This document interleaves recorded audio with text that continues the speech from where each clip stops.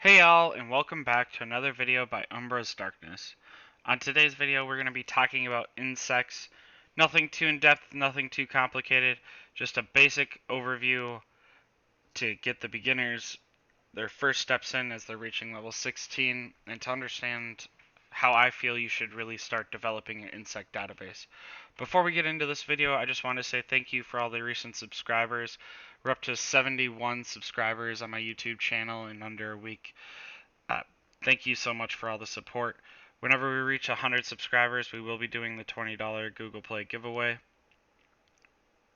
In order to enter that, you need to be a subscriber. Without further ado, let's get into this.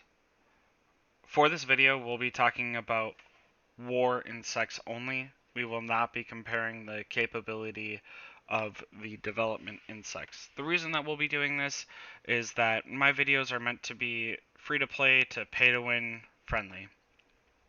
And as a free to play or light spender, you shouldn't really be working on your development insects just like you shouldn't be working on your development special ants. You should be focusing on your war insects, your war special ants.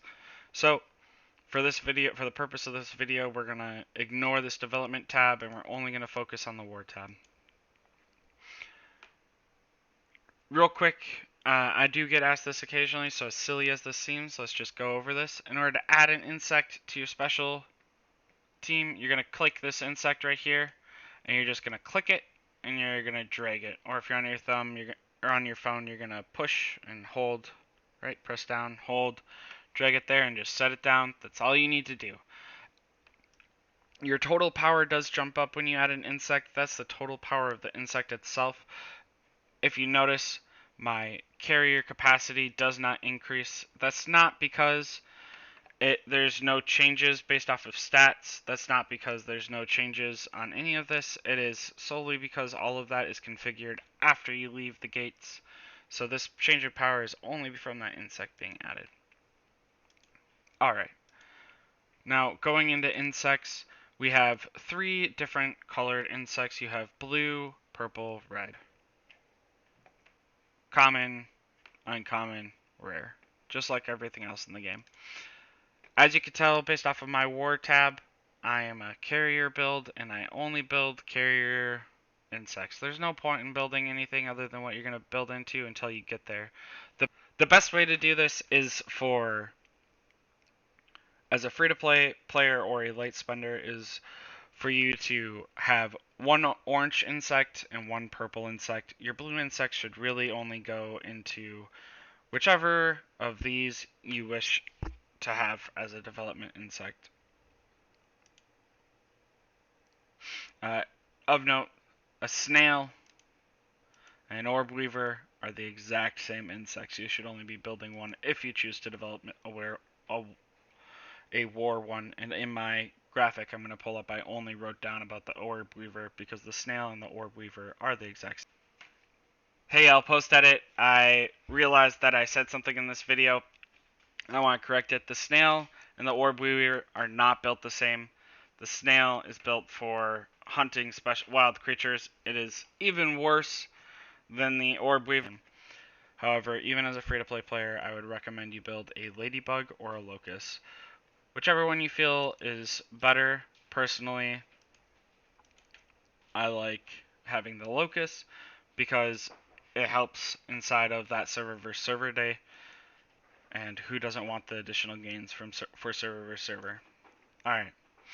Now, as a free-to-play light spender, you should have one orange insect and one purple insect. The reason that is you don't want to spread your resources too thin. As you can see, I have a level 7, a level 6, a level 5, a level 3. I just got this level 3, so I haven't been able to put it in, but the second that I get another level 2 and a level 1 orange insect, and then another level 1 orange insect, I'll funnel them all together and get a level 8 scorpion. The recommended stopping point for a insect as a free-to-play player is when you unlock combat speed. However, as a pay-to-win player, you can stop whenever your paycheck stops. Your combat speed's always going to go up, right? So right now my combat speed's level 80. It caps out at 120. So there is benefit in going up as high as you can up to 11 stars. However, as a free-to-play player at 6 stars, which is when combat speed unlocks, at 6 stars, that's when combat speed unlocks. That is when I would say start working on your second orange insect. Don't try to compete with those that have credit cards. It's not the same game and it's not very fun. Um, I don't want people to look at everyone else's orange insects and be like, how do they have that? The answer is they spent $185 USD every week in order to get there. Or they cared nothing else about the game and they only invest in insects, for those that want to claim they have insane insects free to play. So don't do it. Don't get discouraged that way. Stop at 6 stars when you unlock Combat Steed and work on the insect for your March Unit 1. Stamina is not attached to insects, just like it's not attached to special ants. So you only want to invest in one orange insect, one purple insect. Your orange insect should be your primary troop, right? So carriers. Your purple insect could be your second troop if you have 2 troops, so shooters. But do not invest into more than 2 insects and only one of each color for war. Now that we've gone over the basics, I wanted to pull up a infographic that I found pretty fun that I generated that'll show you some pretty interesting differences in between it. So if we look here, we'll see that I have all the orange insects on this one infographic. The Atlas beetle I'm using as my neutral ground, which is why nothing is highlighted. The Atlas beetle works for all insects. The jumping spider works for guardians. Giant mantis works for shooter. And scorpion works for carrier.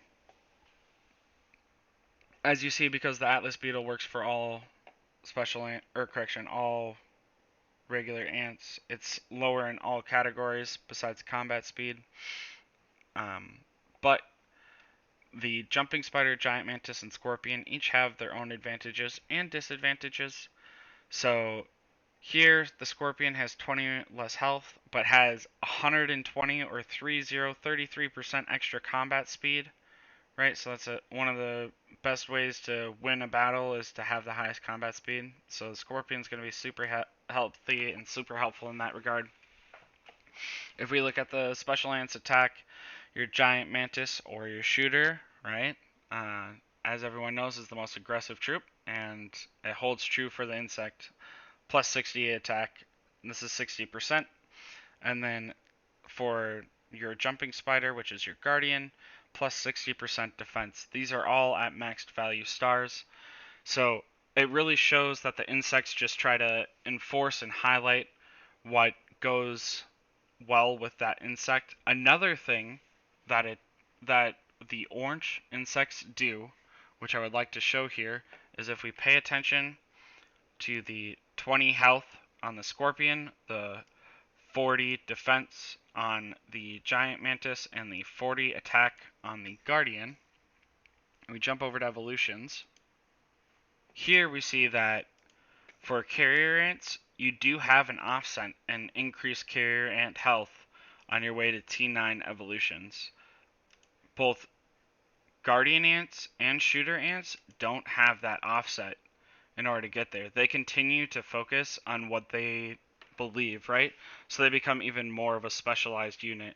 I said in one of my previous videos that carrier ants are one of the most well-rounded units, minus the fact that they hit really, really freaking fast combat speed. And this just kind of drills home that point. Increased guardian ant defense, right? So the insect also increases defense.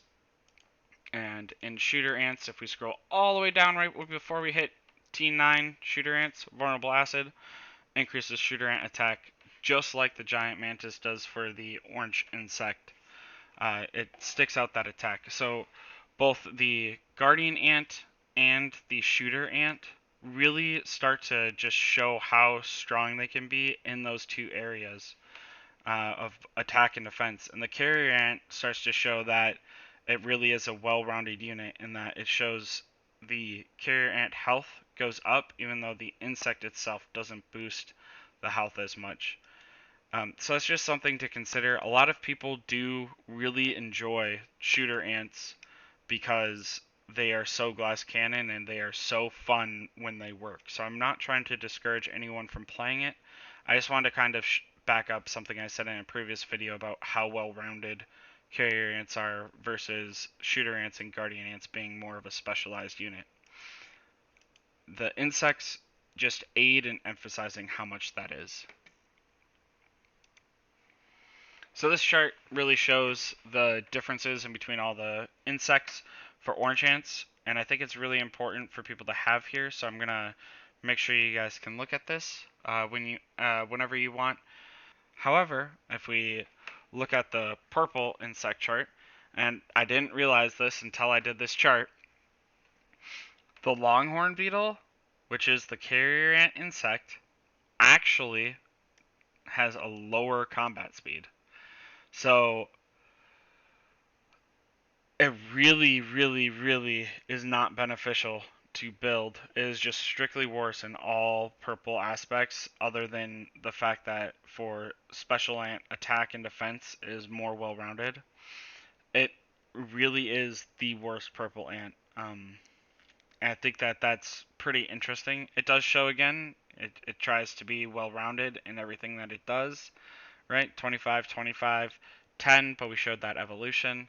But the fact that this combat speed is so much lower, right? 5 lower than the Rove Beetle and the Orchard Mantis, Guardian Ant, and Shooter, really shows that if you're going to go carrier, you need to have the orange insect, and that your purple insect should be the Rove Beetle because it treats it more fairly.